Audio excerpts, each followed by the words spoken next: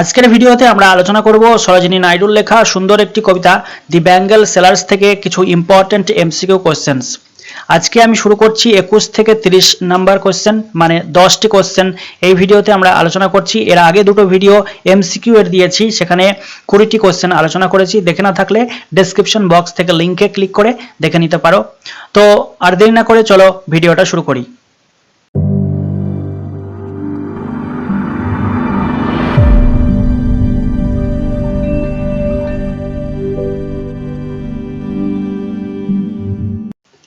প্রথম প্রশ্ন, the prospective buyers of bangles আর, যে চুড়িগুলো রয়েছে সেই চুড়িগুলোর বায়ার মানে হচ্ছে কারা কিনবে। তো উত্তর আমরা দেখব, অপশন রয়েছে children, old men, widows and happy daughters and wives. তো আমরা জানি যে এই চুড়িগুলো কারা কিনবে, খুব সুন্দর একটি লাইন ছিল, who will buy this radiant lifes. তো এটা আমরা দেখেছি, বলেছে happy daughters and happy wifes. তো উত্তর হবে option D, happy daughters and wifes. পরের question, the figure of speech used in the birds that dream is. The birds that dream এই কথাটার মধ্যে কোন ফিগারস অফ স্পিচ এর ব্যবহার করা হয়েছে? অপশন রয়েছে simile, metaphor, alliteration and personification. এখানে যে বার্ড মানে হচ্ছে কুড়ি, এখানে তোমরা দেখতে পাচ্ছ ছবিতে, এই কুড়িগুলোকে বলছে স্বপ্ন দেখছে। তো কুড়িগুলো যেহেতু স্বপ্ন দেখছে বলছে, তো সেই ক্ষেত্রে আমরা এটাকে পার্সনিফিকেশন বলবো। এখানে পার্সনিফাইড করা হয়েছে, কুড়ি ফুলগুলোকে হিউম্যান ফিলিং দেওয়া হয়েছে, তো এটা পার্সনিফিকেশন। আবার অনেক বইতে তোমরা এটা মেটাফরের এক্সাম্পলও দেখতে পারো।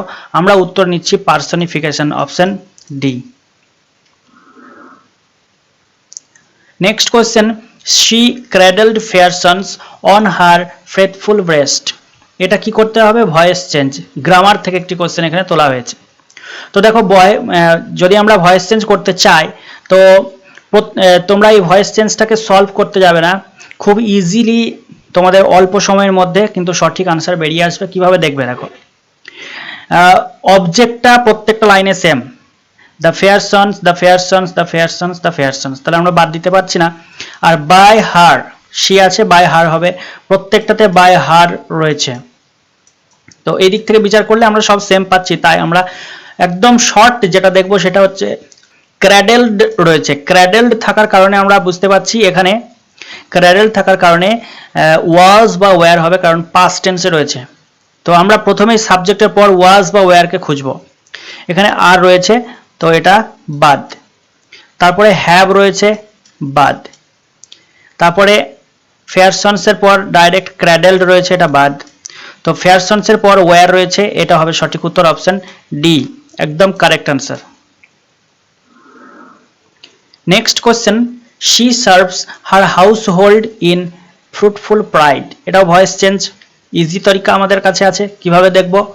সার্ভস মানে ভার্ভ, তো ভার্বটা দেখছি আমরা প্রেজেন্ট টেন্সে রয়েছে, তাই প্রেজেন্ট টেন্সে থাকলে আমাদের কি কি হয়? এম, এম ইজ, আর একটা হচ্ছে আর।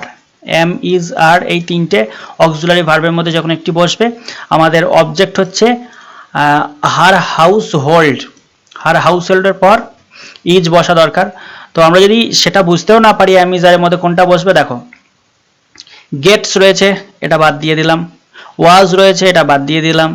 সার্ভড রয়েছে, এটা বাদ। তাহলে পরে রয়েছে ইজ, সঠিক উত্তর হচ্ছে অপশন এ। নেক্সট কোয়েশ্চেন দেখি আমরা, she worships the gods at her husband's side. Object কতটা নিয়েছে? The gods at her husband's side, এটা পুরোটা অবজেক্ট। আমরা দেখতে পাচ্ছি ওরশিপস রয়েছে, ওরশিপস হচ্ছে প্রেজেন্ট টেন্সে, তাহলে ওরশিপস থাকার কারণে এম ইজ আর বসবে। প্রথমে আমরা দেখতে পাচ্ছি ওয়্যার রয়েছে, এটা বাদ। আর রয়েছে, আচ্ছা এটা থাক। ইজ রয়েছে, এটাও থাকবে। আর রয়েছে, এটাও থাকবে। তো আমরা প্রথমে একবার দেখবো যে আচ্ছা আর এর পর টু রয়েছে, এটা বাদ দিয়ে দিই, এটা বাদ। তাহলে আমাদের সামনে বেঁচে রয়েছে দুটো অপশন। এই দুটো অপশনকে কিভাবে আমরা বাদ দেব? গডস, এখানে এই দুটোতে তোমাদের কনফিউজ হতে পারে এবং আনসার ভুল হওয়ার চান্স থাকতে পারে। দ্য গডস রয়েছে, দ্য গডস রয়েছে, অ্যাট হার হাজব্যান্ডস সাইড, এটা কিন্তু কিছুই না। দ্য গডস এটা হচ্ছে আমাদের সাবজেক্ট, তো গডসে প্লুরাল ফর্ম আছে, তাই আর হবে ইজটা বাদ। তাহলে সঠিক উত্তর হচ্ছে অপশন বি। অপশন বিটা হচ্ছে সঠিক উত্তর। পরের question, the bangle sellers say we bear our shining loads to the temple fair. Narration change করতে হবে। ন্যারেশন চেঞ্জ করলে আমরা কি করব? দি বেঙ্গল সেলার্স সে রয়েছে, সে মানে হচ্ছে প্রেজেন্ট টেন্সে রয়েছে, তার মানে এই রিপোর্টেড স্পিচের ভার্বেরও কিন্তু পরিবর্তন হবে না।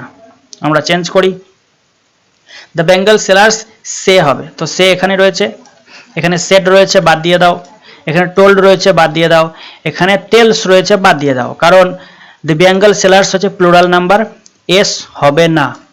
দেখো কিছুই সলভ করতে হলো না, অপশন এ হচ্ছে সঠিক answer. Next question, some are rich dash the hue of her hertz desire. তো এটা হচ্ছে একদম কবিতার লাইন, এই ড্যাশে কি বসবে? একটি প্রিপোজিশন। সাম আর রিচ, রিচের পর উইথ ছিল, তো উইথটা উত্তর হবে উইথ দ্য হিউ।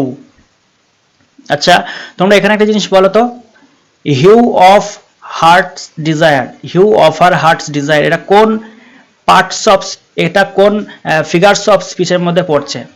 কোন ফিগার্স অফ স্পিচের মধ্যে পড়ছে এটা তোমরা কমেন্ট বক্সে জানাবে। Heart of her heart's desire, hue of her hertz desire. Next question, summer purple and gold flecked grey for she who has journeyed dash life midway. তো এটা হবে থ্রু লাইফ মিডওয়ে, সে তার জীবনের মধ্য রাস্তায় চলে এসেছে। নেক্সট কোশ্চেনটা আমরা একবার দেখে নিই। শি হ্যাজ ক্র্যাডেলড ফেয়ার সন্স, এটা আমাদের একটি ভয়েস চেঞ্জে ছিল, তো সন্সের পর এটা হবে on, on her faithful breast, তো এটা হচ্ছে অপশন ডি। এবং আজকের লাস্ট কোশ্চেন, এখানে ক্লজ থেকে একটি কোশ্চেন আমি তুলেছি। সাম বেঙ্গলস বলছে which are like fields of sunlit corn, ঠিক আছে, এটা কম হয়ে গেছে, এটা হবে corn, sunlit corn, are meet for a bride on her bridal morn. তাহলে এখানে হুইচ এটা হচ্ছে একটা লিঙ্কার, এবং এটা হচ্ছে সাবঅর্ডিনেট ক্লজ। সাবঅর্ডিনেট ক্লজের আগে যদি আমাদের অ্যান্টিসিডেন্ট ওয়ার্ড থাকে এবং সেটাকে কোয়ালিফাই করে, তাহলে সেই ক্ষেত্রে আমরা সেটাকে অ্যাডজেক্টিভ ক্লজ বলে থাকি, তো এটা হবে অ্যাডজেক্টিভ ক্লজ। কেন হচ্ছে অ্যাডজেক্টিভ ক্লজ? দেখো, সাম ব্যাঙ্গলস, কিছু বালা রয়েছে বা কিছু চুড়ি রয়েছে, which are liked fields of sunlit corn are meet, তাহলে এইখান থেকে এইটুকু আমাদের হচ্ছে কি বলবো, সাবঅর্ডিনেট ক্লজ। এটা কিন্তু মেন ক্লজের পার্টে পড়ে যাচ্ছে। আর meet for a bride on her bridal morn, এটা কিন্তু মেন পার্টের মধ্যে পড়ে যাচ্ছে, এইটুকুনি আমাদের হচ্ছে সাবঅর্ডিনেট ক্লজ। আর এটা কি করছে? কোয়ালিটি বোঝাচ্ছে কার? বালার। তাহলে সেই ক্ষেত্রে এটা আমাদের অ্যাডজেক্টিভ ক্লজের মধ্যে পড়ছে। তো আজকের ভিডিওতে আমরা 10টি ইম্পর্টেন্ট এমসিকিউ কোশ্চেন আলোচনা করলাম। অবশ্যই তোমাদের স্কোর কমেন্ট বক্সে জানাবে, এই 10-এর মধ্যে কত স্কোর করতে পারলে। কথা হচ্ছে নেক্সট ভিডিওতে। আজকের ভিডিও এখানেই শেষ করছি, ধন্যবাদ।